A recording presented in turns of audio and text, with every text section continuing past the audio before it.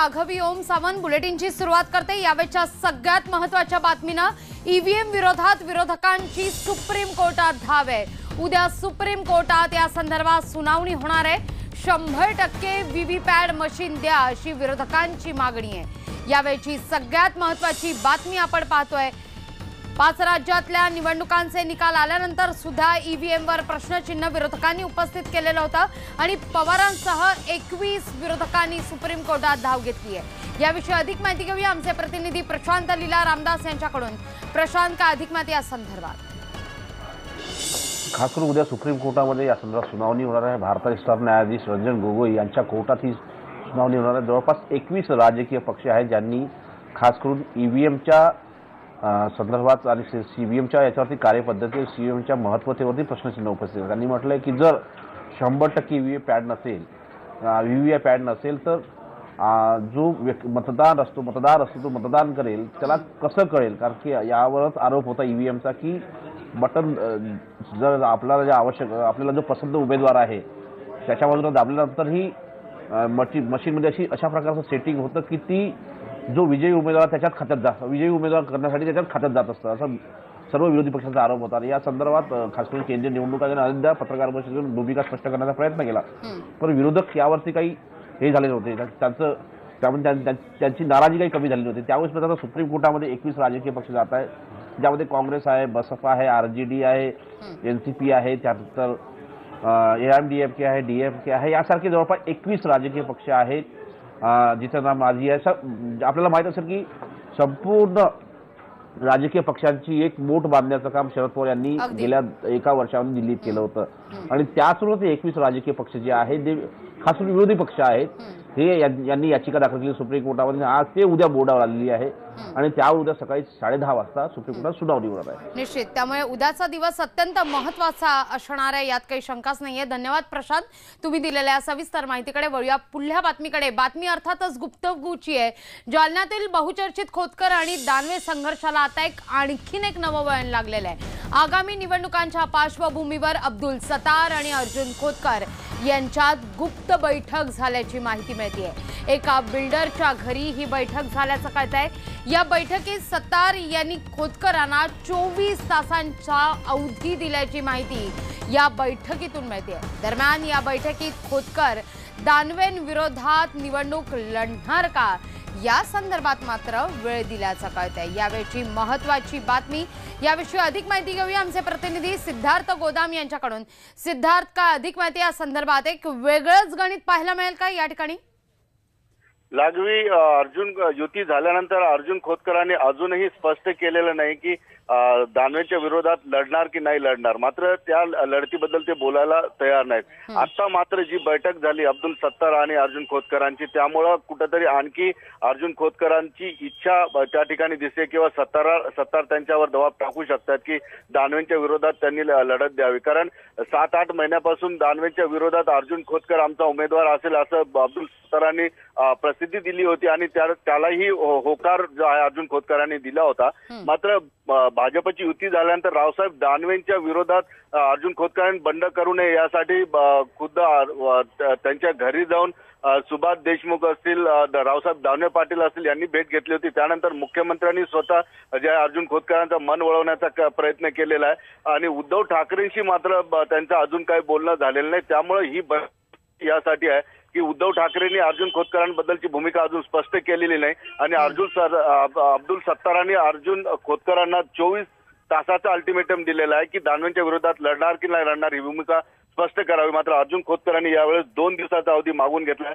कुठेतरी दानवेंच्या विरोधात लढण्याची जी खुमखुमी अजूनही जी आहे अर्जुन खोतकरांच्या मनात दिसते, कारण या बैठकीमुळे ते आपल्याला असं म्हणता येईल। अगदी सिद्धार्थ, त्यामुळे अजूनही दानवे जरी वारंवार म्हणत असले वाद शमलेला आहे तरी मात्र खोतकरांनी मैदान काही सोडलेलं नाहीये। दरम्यान दानवेंविषयी बुधवारी अब्दुल सत्तार नेमकं काय म्हणाले होते, एक नजर टाकूया। समुद्रामध्ये शांतता आली का समजला का सुनामी येऊ शकते, तर ती सुनामी येणारच जालना लोकसभेमध्ये। शिवसेनेला मिळाला का काँग्रेसचा उमेदवार अर्जुन खोतकर हे 2 लाख मताने विजय होणार, त्यासाठी खरं म्हणजे काही लोक त्याची मनधरणी करू लागले, त्याला विनंती करू लागले, त्यांच्यावर दबाव टाकू लागले खोतकर साहेबावर. आता आदरणीय खोतकर साहेब त्या दबावाला बळी पडतात का विजय प्राप्त करतात का रणछोडदास बनतात हे तर तुम्हाला त्यांनाच विचारावं लागेल. त्यांच्याबद्दल मी बोलणं इथे उचित नाही.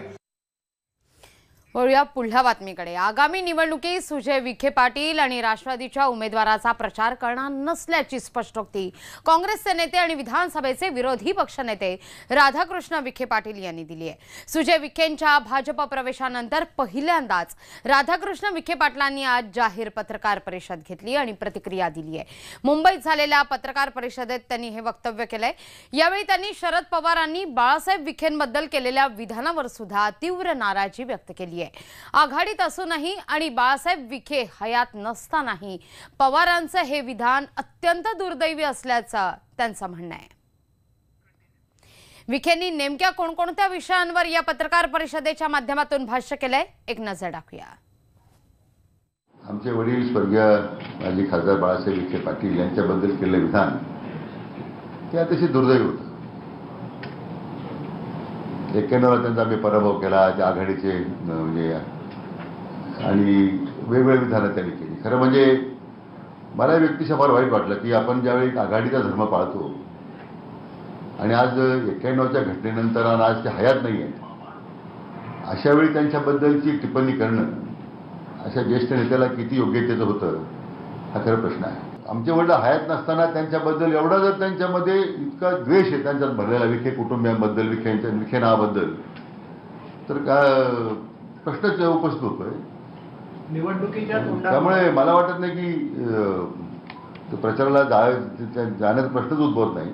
पण मी स्वतः निर्णय घेतला होता की आपण काँग्रेस पक्षश्रेष्ठींना भेटून ही वस्तुस्थिती मांडू आणि पक्षश्रेष्ठी जो निर्णय घेतो तो आपण मान्य करायचा, म्हणून मी त्यांची वेळ मागितलेली आहे. ठीक आहे, हायकमांडपेक्षा तिथे मोठं समस्या काय हा खरा प्रश्न आहे. तेव्हा त्यांना स्पष्टीकरण द्यायची मला गरज नाही आहे. जी काही जे मी सांगायचं ते हायकमांडला सांगेल. त्यांच्या पक्षनिष्ठेबद्दल मी बोलेल ना, मग सिंह नारळ रोलर घेऊन त्यांची जी वाटचाल आहे राजकारणाची आपण नंतर बोलू. आज तो विषय नाही महत्वाचा. हा वाद काही साधा सुद्धा नाहीये, कारण विखे पवारांच्या या संघर्षाला 3 पिढ्यांची पार्श्वभूमी आहे. त्यामुळे इतकाच हा वाद कारणीभूत आहे असं नाहीये. पाहूया न्यूज 18 लोकमतचा या सगळ्या वादासंदर्भातला हा खास रिपोर्ट. राधाकृष्ण विखे अभिमन्यूच्या भूमिकेत बारामतीचं चक्रव्यूह विखे भेदणार का? विखे पवार संघर्षाचा राजकीय इतिहास काय? महाभारतातील अभिमन्यूला चक्रव्यूहात जाण्याची माहिती होती, मात्र चक्रव्यूहातून बाहेर पडण्याची माहिती नव्हती आणि म्हणूनच तो अडकला. काँग्रेसचे नेते राधाकृष्ण विखे पाटील यांचीही सध्या काहीशी अवस्था महाभारतातल्या अभिमन्यूसारखी झाली आहे आणि विखेंना चक्रव्यूहात अडकवण्याची रणनीती आखली गेली आहे ती बारामतीच्या पवारांकडून. आणि या कामात पवारांना साथ मिळाली ती काँग्रेसच्याच द्रोणाचार्याची. म्हणूनच विखेंनी या घोळासाठी काँग्रेसला दोषी न धरता पवारांनाच दोषी धरलंय. या सोबतच आघाडीच्या द्रोणाचार्यांना दोषी ठरवायला सुद्धा ते विसरले नाहीत. नगरमध्ये तुम्ही कुणाचा प्रचार करणार? ही नगर प्रचारात मी जाणारच नाही मतदारसंघात प्रचारात. कारण आमचे वडील हयात नसताना त्यांच्याबद्दल एवढा जर त्यांच्यामध्ये इतका द्वेष आहे त्यांच्यात भरलेला विखे कुटुंबियांबद्दल, विखे नावाबद्दल, तर काय प्रश्नच उपस्थित होतोय निवडणुकीच्या. त्यामुळे मला वाटत नाही की प्रचाराला जाण्याचा प्रश्नच उद्भवत नाही. विखे पाटील आणि पवार घराण्यातलं हे वैर तसं गेल्या 3 पिढ्यांचं आहे. आधी बाळासाहेब विखे विरुद्ध शरद पवार आणि नंतर राधाकृष्ण विखे विरुद्ध अजित पवार असा राजकीय सामना अनेकदा बघायला मिळाला. थोरले पवार आणि विखेंमध्ये पाणी पळवण्याचा जसा वाद रंगला तसाच राधाकृष्ण आणि अजित पवारांमध्ये रंगला. मधल्या पिढीत वाद रंगण्याचं कारण होतं ते मुळा प्रवरा संस्था बरखास्त करण्याचं. या दोन्ही घराण्यातील वितुष्टाला 1991 साली नगरच्या खासदारकीवरून थोरले विखे आणि पवारांमध्ये रंगलेला कोर्ट कज्जाही तितकाच कारणीभूत आहे. म्हणूनच सुजयला नगरची जागा नाकारता पवारांच्या तोंडून ती खतखत अखेर बाहेर पडलीच. त्यांनी माझं केसही केली होती, कदाचित तुम्हाला माहीत असेल तर, आणि त्याच्यामध्ये माझा कॉन्टेस्टिंग राईट सुद्धा रद्द केलेला होता शेवटी सुप्रीम कोर्टात मला न्याय मिळाला. त्यामुळं ही सीट आम्ही जिंकू शकतो आणि त्या कुटुंबातली व्यक्ती आमच्या म्हणजे काँग्रेस पक्षाचा आम्ही एकत्र असताना त्या ठिकाणी विजयी झालेली नाही, हा इतिहास आहे. पवारांच्या याच विखे द्वेषाबद्दल राधाकृष्ण विखेंनी प्रथमच जाहीरपणे खंत व्यक्त केली आहे. ह्यात नसलेल्या व्यक्तीबद्दल पवारांनी केलेलं विधान दुर्दैवी असल्याचं त्यांनी म्हटलंय. आदरणीय पवार साहेबांनी आमचे वडील स्वर्गीय माजी खासदार बाळासाहेब विखे पाटील यांच्याबद्दल केलेलं विधान ते अतिशय दुर्दैवी होतं. 91 त्यांचा आम्ही पराभव केला, त्या आघाडीचे म्हणजे आणि वेगवेगळी विधानं त्यांनी केली. खरं म्हणजे मला व्यक्तिशः फार वाईट वाटलं की आपण ज्यावेळी आघाडीचा धर्म पाळतो आणि आज 91च्या घटनेनंतर आणि आज ते हयात नाही आहेत, अशा वेळी त्यांच्याबद्दलची टिप्पणी करणं अशा ज्येष्ठ नेत्याला किती योग्यतेचं होतं हा खरा प्रश्न आहे. विखे पवार घराण्यातला हा वाद मिटावा म्हणून स्वतः राधाकृष्ण विखेंनीच पुढाकार घेतला होता. पण पवारांकडून त्याला सकारात्मक प्रतिसाद तर मिळाला नाहीच, उलट त्यांनी नगरची जागा अडवून विखे घराण्याची कोंडी कशी होईल हेच पाहिलं. त्याचाच परिपाक म्हणून आज सुजय विखेला अखेर भाजपमध्ये जावं लागलं. आणि पक्ष श्रेष्ठी जो निर्णय घेतो तो आपण मान्य करायचा म्हणून मी त्यांची वेळ मागितलेली आहे आणि ती मिळाल्याच्या नंतर या सगळा घटनाक्रम जो आहे जी वस्तुस्थिती त्यांच्यासमोर मी मांडणार आहे आणि ते जे निर्णय घेतील मग ते आपल्यासमोर मी मांडणार आहे. विखे पवारांचं राजकीय वैर सर्वांनाच ठाऊक असलं तरी त्याच दोन्ही कुटुंबात कधी काळी जिव्हाळ्याचे कौटुंबिक संबंध सुद्धा होते. शरद पवारांचे थोरले बंधू आप्पासाहेब पवार म्हणजेच रोहितचे आजोबा हे त्या काळी विखे पाटील साखर कारखान्याचे MD देखील राहिलेत आणि त्याच कालावधीत स्वतः शरद पवारांचं माध्यमिक शिक्षणही प्रवरा लोणीतच झालंय बरं का. भले मग ते रयत शिक्षण संस्थेत का असेनात. रोहित पवार हे शरद पवारांचे नातू आणि शरद पवारांचे ज्येष्ठ थोरले बंधू दिनकरराव उर्फ आप्पासाहेब पवार हे प्रवरा शुगर फॅक्टरीमध्ये MD होते. त्यामुळे पद्मश्री विखे पाटील आणि बाळासाहेब विखे पाटील यांच्याशी त्यांचा घरोबाचा संबंध होता. दीर्घकाळ ह्या प्रवरा कारखान्यामध्ये नोकरीला असल्यामुळं ते ह्या परिसरामध्ये त्यांचं जाणं येणं आणि ते वास्तव्य होतं. त्यामुळे त्यांचा नातू हा रोहित पवार इथं त्याचं येणं जाणं आहे प्रवरीचं, त्याचे संबंध आहेत, ऋणानुबंध आहे ते फॅमिलीचे. तर अशा पद्धतीने विखे पवार घराण्यातलं हे राजकारण आता पुढच्या पिढीतही कॅरी फॉरवर्ड होताना दिसतंय. पण त्यात फक्त विखे घराण्याचीच कोंडी झाली नाही तर काँग्रेसचंही मोठं नुकसान झालंय. त्यामुळे पवारांचं हे राजकीय चक्रव्यूह विखे पाटील नेमकं कसं भेदणार हे पाहणं मोठं रंजक ठरणार आहे. सिद्धार्थ गोदाम आणि हरीश दिमोटेसह bureau report, news 18 Lokmat, Shirdi. वळूया पुढल्या बातमीकडे. यावेळची महत्वाची बातमी खरं तर जालन्यातील बहुचर्चित खोतकर आणि दानवे संघर्षाला एक वेगळं वळण प्राप्त झालंय. कारण अब्दुल सत्तार आणि खोतकर यांच्यात बैठक झाली आहे आणि याच संदर्भात बोलण्याकरता स्वतः अब्दुल सत्तार आपल्याबरोबर दूरध्वनीवरून जोडले गेलेले आहेत. सत्तार साहेब, स्वागत आहे तुमचं न्यूज 18 लोकमत मध्ये. 24 तासांचा वेळ दिलाय तुम्ही खोतकरांना, काय नेमकं? नाही, अर्जुन खोतकर हे नाशिकला रवाना होत होते. त्यांनी मला फोन केला, आपण कुठे आहात? त्यावेळेस मी फिरोज पटेल, आमचे मित्र, माजी जिल्हा परिषद अध्यक्ष यांच्या घरी होतो. मग मी घरी असताना त्यांना सांगितलं चहा घ्यायला येतात का? ते म्हणे मी येतो. तर त्यांचा ऑफिस समोर आहे, ज्योती बिल्डरच्या ऑफिसमध्ये आम्ही आलो आणि दोघांनी राजकीय चर्चा, चाय पे चर्चा, राजकारण हा काही नवीन नाहीये त्याबद्दल आम्ही चर्चा केली आणि 1 तासभर दोघंही आम्ही मित्र 5-6 दिवसापासून भेटलो नव्हतो कारण की त्यांची तब्येत खराब होती थोडी. तर त्यामुळं आज त्यांचा माझी सखोल चर्चा झाली आणि ती चर्चाच्या अंती राजकारणावर काहीतरी त्यांच्यावर खोटे नाटे आरोप करण्याचा प्रयत्न चालू आहे, त्यांच्यावर कुठेतरी दिशाभूल करण्याचं काम चालू आहे, लोकांमध्ये संभ्रम निर्माण करण्याचा काही राजकीय मंडळी काम करू लागली.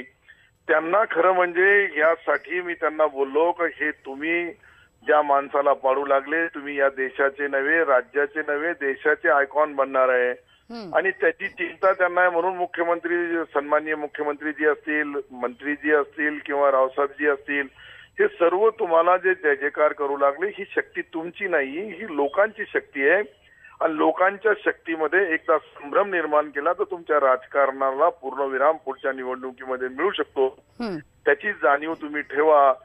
लाखो लोकांनी तुमच्यावर विश्वास ठेवला. 30 वर्षाचे आपण राजकारणी आहात. मी त्याला काही बोलावं असं नाही. माझे त्यांचे कौटुंबिक संबंध आहे, त्यांचे आमचे भावासारखे संबंध आहे. मी त्यांना जे बोलणार ते खरं बोलणार, सत्य बोलणार. ते निवडून येऊ लागले म्हणून इतक्या मोठ्या प्रमाणे फौजफाटा भारतीय जनता पार्टीचे जे चमचागिरी करणारे काही लोक इतक्या मोठ्या प्रमाणावर त्याच्या घरी जाऊन दिशाभूल करण्याचा प्रयत्न करतात त्यामध्ये. आणि ही सर्व परिस्थिती जी निर्माण होऊ लागली, काही अटळ आहे का रावसाहेब दानवेचा वध होणार अर्जुन बाणाने, आणि त्यांचा अर्जुन बाणाने वधाची भीती आहे म्हणून त्याची मनधरणी करू लागले, म्हणून त्याचे पाया पडू लागले, म्हणून त्यांना विनंती करू लागले. हजारो शिवसैनिक त्यांच्या घरासमोर टिया म्हणून बसलेले आहेत. त्यांनी घोषणा केली की आपण निवडणूक नाही लढली तर आम्ही सरळ काँग्रेसचा प्रचार करू.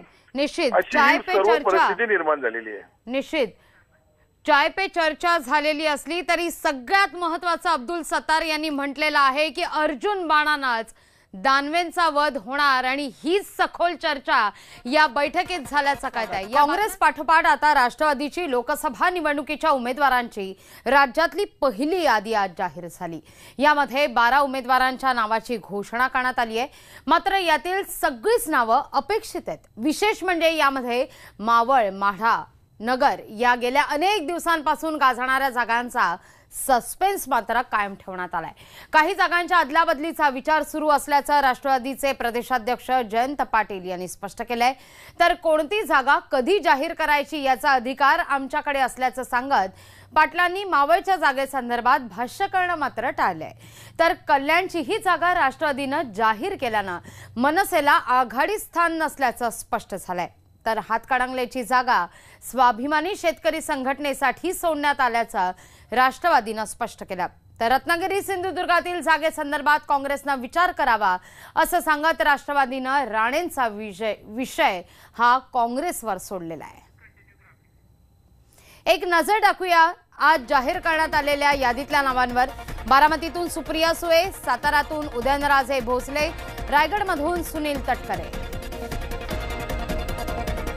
ठाण्यातून आनंद परांजपे, मुंबई उत्तर पूर्व मधून संजय दिना पाटील, कल्याणमधून बाबाजी पाटील, परभणीतून राजेश फिटेकर, जळगावमधून गुलाबराव देवकर, तर बुलडाण्यातून राजेंद्र शिंगणे.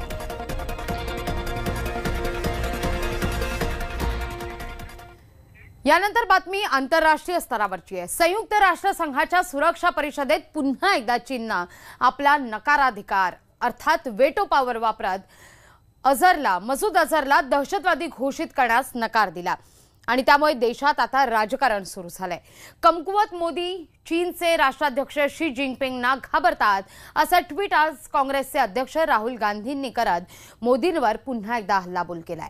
चीननं भारताविरोधात पाऊल उचलूनही मोदींच्या तोंडून अजून एकही शब्द निघाला नाहीये अशी टीका राहुल गांधी यांनी केली आहे. ही टीका भाजपलाही चांगलीच जोमली आहे. रविशंकर प्रसाद यांनी आज चीनच्या भूमिकेसंदर्भात नाराजी व्यक्त करण्याकरता पत्रकार परिषद घेतली आणि राहुल गांधींना सुद्धा टार्गेट केलं. या बातम्यांचा बुलेटिनमध्ये वेळ झाली इथेच थांबण्याची, पण ताज्या बातम्यांकरता पाहत रहा न्यूज 18 लोकमत.